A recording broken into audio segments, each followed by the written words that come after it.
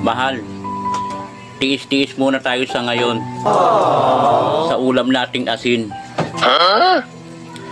Malay mo, bukas, may awa ang tindahan.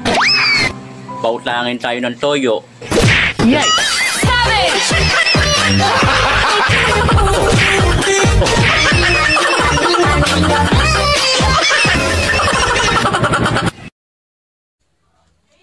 Uy, be, ang ganda mo dito sa Photolab, no? Pero bakit sa personal?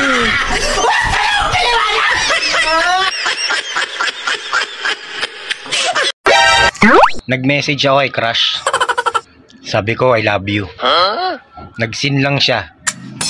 Hanggang ngayon, di pa nag-reply. Kinikilig pa siguro yun. Gago! Bobo ang puta!